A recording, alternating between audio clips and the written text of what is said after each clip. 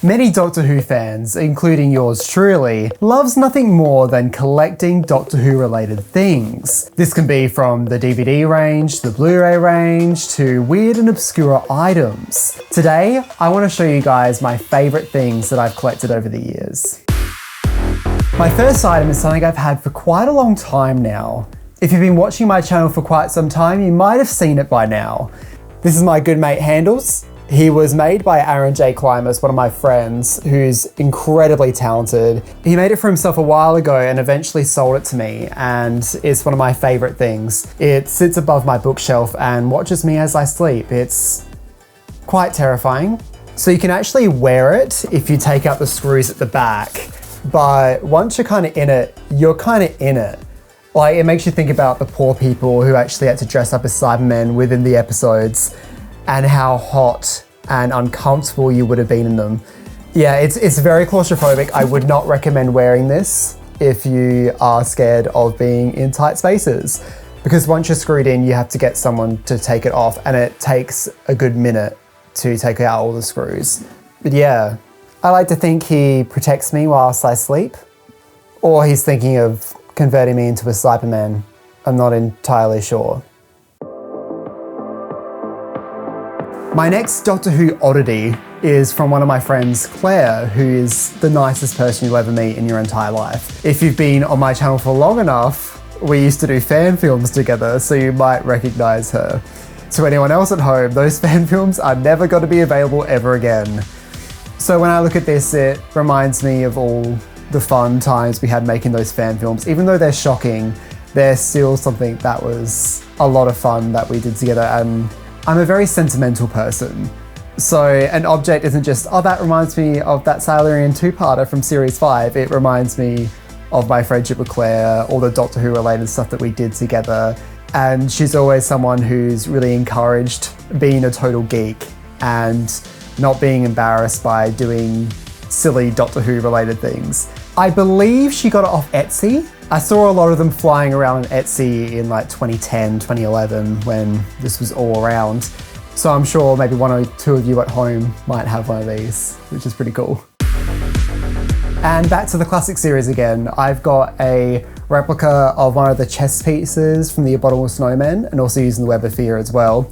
I got this Yeti boy from Century Castings, which they do like a variety of models and props and like kit stuff. But yeah, I saw this one on Facebook on their social, and I was like, I'm gonna get it. He's kind of just been sitting on my shelf. Yeah, he's just cute. I feel like the Abominable Snowman is one of those odd stories. There's a lot of atmosphere in it, but also maybe it shouldn't be 6 parts long. But overall, I like the idea of the Yeti, and they're kind of cute and cuddly, but also big and scary. This one is probably my oddest discovery, because I stumbled upon it at an op shop just randomly in South Australia, and I was really surprised because I never thought I would actually see one in the wild. It's really strange. But the weirdest thing is I had the CD in it, but it disappeared. It's somewhere in my room because it literally hasn't left my room, but I cannot find it anywhere. So it's a bit of a mystery. It comes with a little booklet, and it has this nice picture of Anthony Ainley. Like, obviously, it's not the best game in the world, but there's something about it that's kind of cute and fun and very retro. One of my favorite things on the cover is like the Cyberman's like helmet is missing a bit. They didn't Photoshop that bit out. It's a really intriguing design, and it has that god-awful Doctor Who logo with the swirls on it. It's really something else. I have not yet got it to work properly on a computer, so I've never actually played the full game. I've played like little bits of it that worked, and then it shuts down, and it's a bit beyond me. It feels like a lot of work for a game that's not any good. This one is a little bit different. It's actually a magazine. It's something that I've used for a lot of references when it comes to my Missing Episode series, and most importantly, stuff about John Cura, who did all the telesnaps. I think it's a really invaluable resource if you're interested in missing episodes and you want to look at it more and more information than I can possibly give on my channel. This one's really for the nitty-gritty fan. Like, I try and make my videos a bit more approachable, but if you're someone who really wants the hardcore facts and to know every little detail, this is your guy. And of course I got my 11th Doctor coat, which is something that I wanted to get for years, and it never really happened because it's quite expensive. But the thing is, like, I think it's a great example of really good TV design where it looks great as a full costume, but once you wear it by itself, it's the most ridiculous thing and it doesn't go with a single thing. It works as a complete outfit and that's it.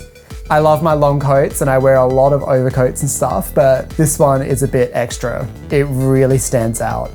And also the cut at the bottom really flares out, so it's very dramatic. If you want to make a really big statement, go ahead and wear it everyday life. I think I've only worn it as a full costume maybe 5 times in my life. Was it the best investment of my life? Probably not. The 11th Doctor was my first ever Doctor where I really fell in love with the show. Like, I watched David Tennant and loved David Tennant, but when Matt Smith came around, I fell in love with the show a lot more. And I kind of based my own personal style off the Doctor, mainly Peter Capaldi, but elements of Matt Smith is in there as well. For me, cosplay is not about accuracy, but this coat, I kind of really wanted this one because you can't find anything like it. It's really, really weird.